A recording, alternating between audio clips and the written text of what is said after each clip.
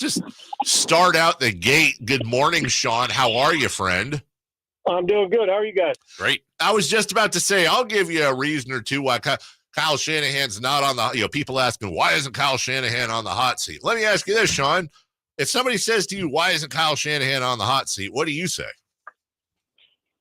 Well, then every coach who doesn't get or win a Super Bowl, other than Andy Reid, should be on the hot seat, I guess. Mm-hmm. I guess that John Harbaugh should be on the hot seat. Zach Taylor need to be on the hot seat. Yeah. Sean McVay, they had some bad losses this year. Hell, they got beat by who? Chicago. I mean, so yeah, there's some. That's it. And Kyle Shanahan's a good coach, and they win. They're struggling, and I'd say another thing: hard to deal with a lot of these early season injuries. And we've seen the movie teams struggle, get healthy, and turn it around. Way too early to do it. Hell, I could even say it's way too early to fire Robert Saleh already. I mean, this early in the season, even though, and if I'm a coach, I'd hire him to come on my defensive staff. I mean, bye weeks a little later on, I could see it, but it tells you he was on the hot seat in the offseason, or they wouldn't have done it this quickly. So there are some other members of that staff and performers on the field, like Aaron Rodgers himself, who has to play better. So there's no reason Kyle should be on the hot seat. I mean, it's silly. If you got all these players and they've lost control of the team and there's all kinds of disarray, no, that's silly. Because if that's the case, then only Andy Reid should be the coach, because everybody else should be fired. And a lot of them haven't been to Super Bowls or to deep into the playoffs like Kyle Shanahan. We are a little too urgent and a little too knee-jerk in sports, college and pro, to get rid of players or coaches too fast. We don't even give them a chance to develop a player. So Kyle's been there long enough, and I'm sure he understands the pressure of winning a Super Bowl, something he hasn't done as a head coach. But, yeah, you also got to say, well, who's going to be his replacement? That's what you got to ask if you're going to do it. There's plenty of there's a line to stand in, and it isn't Kyle Shanahan just yet. Thank you, Sean. I know it's always more than one thing, but we most commonly look at head coach and quarterback. So let's go to that Jet situation. They're not going to fire Aaron Rodgers. They do fire the head coach, Robert Saleh. As you watch them, where would you place more of their blame on them underachieving, on Aaron Rodgers or on the coach, Robert Saleh? Well, I also think I watched the play calling and the way they go about it. I mean, listen, there's a lot on in the first few games, their defense, they were pushed around and bullied, and their defense is supposed to be better. Now their defense has stepped up and played good football, which is Robert Saleh's special, and the coordinator's obviously taken over. I think it's even deeper than the two. You're exactly right. It usually falls on the head coach and falls on the quarterback, and I get it. The quarterbacks are supposed to elevate the play, and the head coach is supposed to have control. First with Robert Saleh, when I say that I thought it's too premature, you get on a roll. They got beat by a good Minnesota Vikings team and all that that's playing well, the number one team in the league right now, is when I see Robert Saleh, the one thing that I'm confused about is he looks confused over who the leadership is on the field. Sometimes I see him, and I think body language, we can overrate it, because I like Robert, I do. But we can overrate it, and I may be overrating it, but when I watch, it feels like it's a team that is looking around, and Robert Saleh, like, who's going to lead this team? Is it Rodgers? Is it me? Is it the coordinator? There seems to be a disconnect on getting buy-in. There really does. And to me, that's been the biggest issue. And obviously quarterback in the past has been an issue. And listen, we can't let Aaron Rodgers walk on this one either. The 3 picks were awful on Sunday. They were bad throws, bad decisions on a blitz. And Van Ginkel, he threw a ball. The Aaron Rodgers I know, as good as he's been, is the guy on the second interception down the middle. We call that a bender. It's like a bender that if the linebacker gets deep, and he did, it forces you to throw the ball high, which it did, and you had to make the perfect throw. You got to check the ball down. Aaron Rodgers in the past would have done that. And then the throw at the end of the game, an inside or back shoulder fade, whatever it was, that ball was 3 yards inside. All 3 of those were strictly him. So as much as I love him, let's not bury the lead here. The quarterback's not playing as good as he needs to play. He bears some responsibility. I think Saleh looks a little lost when the leadership on that team, and it feels to me like there's not a lot of buy-in, because that roster is way too good to be floundering around like they are. So something's missing, and it should start at the top. I just think firing a coach 4 or 5 weeks into the season when he hasn't done anything heinous, I think it's a little premature. You could wait. I don't know what purpose it serves, because the same scheme's there with the same guys. You're just putting a different wrapper on the head coach now. Sean Salisbury with us, and obviously I agree with you on the whole Kyle Shanahan thing and how good of a coach he is. He does have issues, it seems, with leads in the fourth quarters. Yes. We just there's some weaknesses there, Dave. I don't mean to interrupt. He needs to get better under pressure at times in big games. He needs, just like we ask our quarterback to do, he's got to be better play caller as well. There's no doubt. So I want to piggyback on what you just said at the end of your conversation about the Jets. I'm paraphrasing, but that roster is way too good to be bullied around like it has been. So let me take that statement. And does that same thing to you apply to the 2-3 San Francisco 49ers? And what's the fix? Does John Lynch have to go out and make another midseason Chase Young, Christian McCaffrey type of move? Is it health? Is it I don't want to put words in your mouth. What the hell's going on with them? Okay, let me see if I can answer it this way. If I told you that I was going to take, let's just say Minnesota, for Darnold, Jefferson, Aaron Jones, and one other player, and they were going to miss a bunch of weeks. If I told you that I was going to take Lamar Jackson, Derrick Henry, and Mark Andrews off their team, and maybe Roquan Smith, if I told you I was going to take, I could go through anybody in the league, and I said those guys were not going to play, what would you tell me? Man, we're going to have to. And they haven't looked as good. I mean, that's what backups get paid for, to come in and do. And I know, and with Debo, he's been out. Trying to get these guys, all the same guys, on the field every single week at the same time. And listen, they played a lot of football in the past, and I don't like the excuse that, they're tired, they're in the playoffs every year. I think it's different than the Jets. The Jets got a roster of pretty much of health. The 49ers, and I don't like to make injury excuses, because I was a backup a lot of times where I had to come in and do my job. So I don't like it, but the truth of the matter is, if I took off Golden State, Steph, and when Clay was there and Draymond Green, and said, go win a championship, what are we doing here? So we even see how it affects people when they're best players. And so I'm going to give them a little bit of a hall pass until everybody's back in there. Some of these guys are still in preseason mode because they're not healthy, and you still don't have McCaffrey doing his thing. That's a lot of bodies, and 4 or 5 of the best players on their team have not played. So I think we got to have a little perspective on this. And we know that Brock Purdy's a hell of a player, but you saw when everybody's not making a play and he's not having his game, that he doesn't have the ability of, say, although he can run, he doesn't have that ability of just freakish ability like a Lamar Jackson to go do stuff, or Patrick Mahomes when things are off schedule, to still find ways consistently to do it.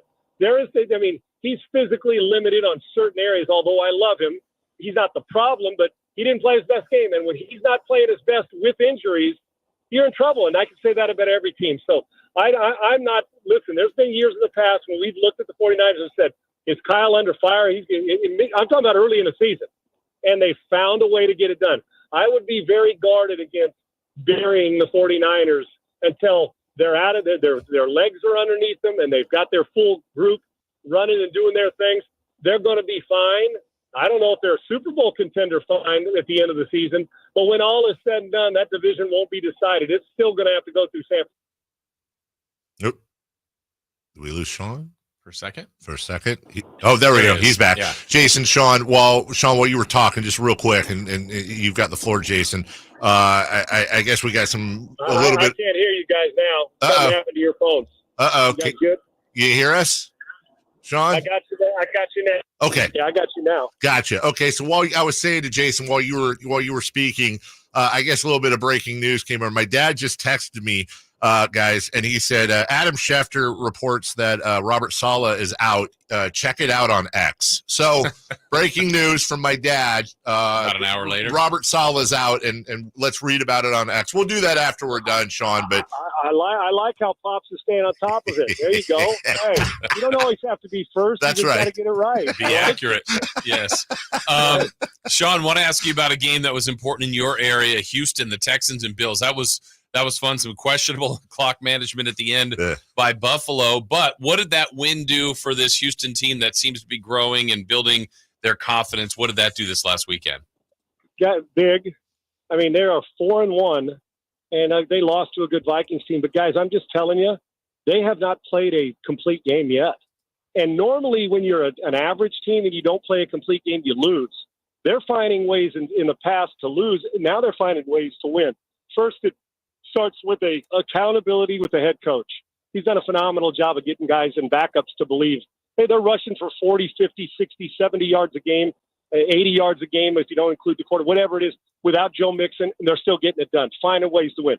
They're catching balls on punts inside the 5-yard line, putting themselves in a bind on special teams, still finding a way to get out of their own end zone. The quarterback turns it over on the lays one on the ground.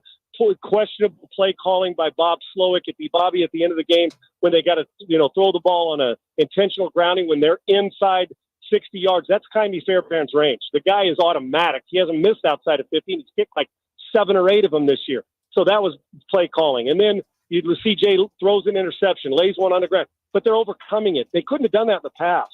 And Nico Collins hurt early in the game. You saw his big play. He's the number 1 receiver in the league right now. What they're doing is there's buy-in and there's a confidence level that's not fake. Normally you can tell us how good you are. They have not played a complete game. Defensively, they've been pushed around at times.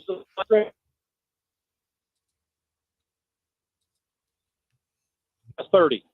Guys, anything you don't know. So they are preventing from one guy other than the opener, Minnesota, when they did anything they wanted, but they're fixing things quickly. And they do believe they're a Super Bowl caliber team. They're not hawking it, but they're performing it. So they've been banged up with Mixon. They're now Nico Collins. But another guy's coming up and playing, and they are flying around on defense, guys. They're giving up some yards, but Denny Green always used to tell us, I don't care if we give up 500 yards as long as we keep people out of the end zone.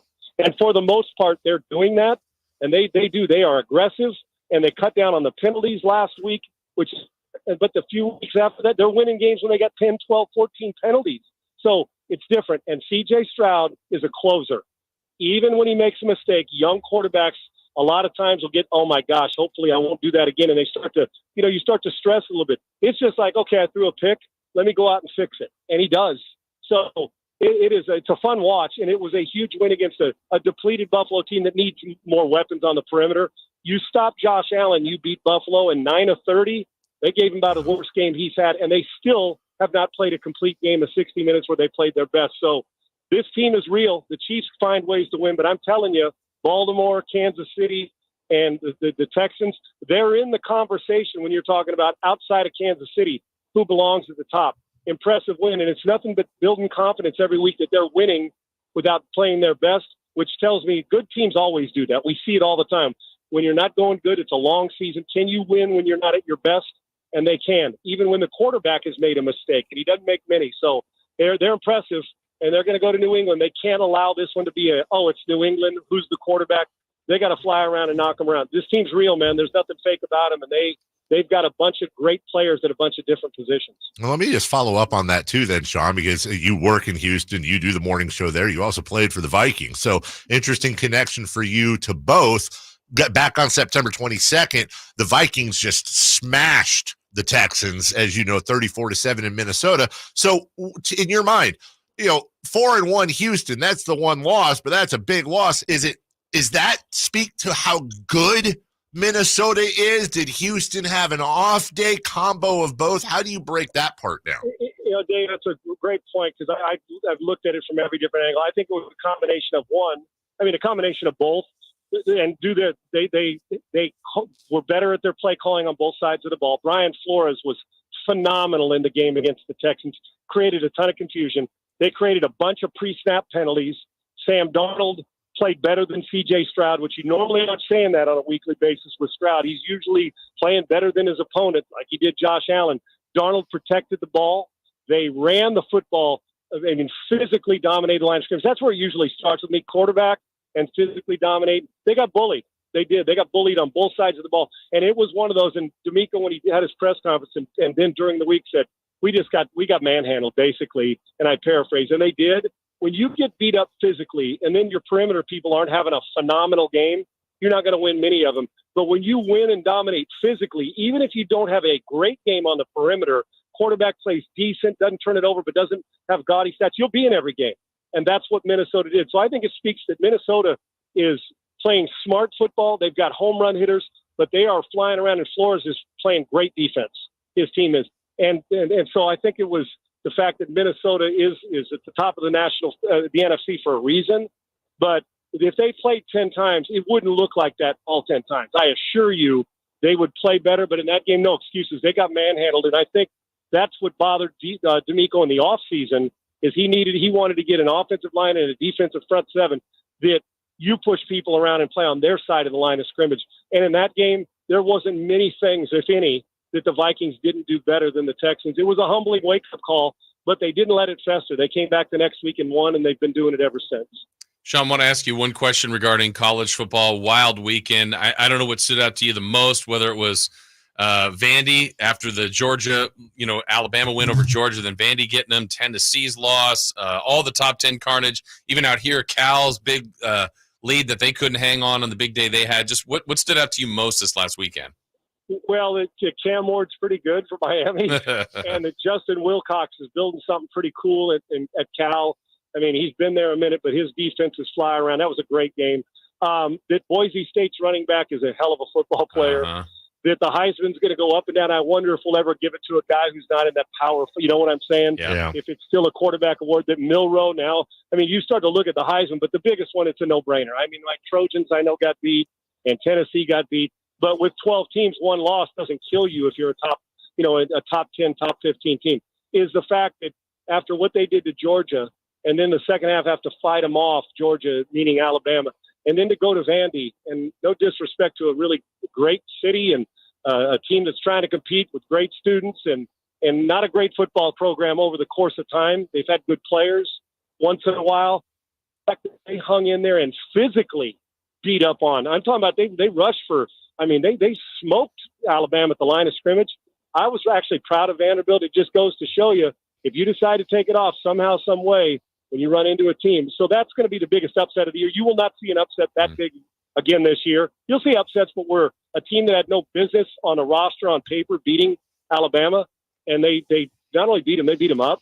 That'll either be a huge wake-up call for Alabama or they'll go into the tank. We're going to find out just how Kalen DeBoer deals with his team like he did at Washington. Very good coach, but replacing the guy. You want to be the guy who replaces a guy? The one game doesn't – they'll still be in the playoff if they play good football. But I was shocked at how dominating that Vanderbilt was, and that'll be the biggest upset you'll see this year. And I doubt you're going to see a team outside the 20 beat the number one team again, especially if it says Alabama, Georgia, that type of team. That was and kudos to them. It's nice to see the underdog go in there and take care of their business for 4 quarters. That's Sean Salisbury, each and every Tuesday, bringing the fire and breaking everything down for us. Sean, you're the best. I appreciate you, brother. Have a wonderful week. You guys too. Thanks so much. Thank you. Take care. That's Sean Salisbury. We will take a break. When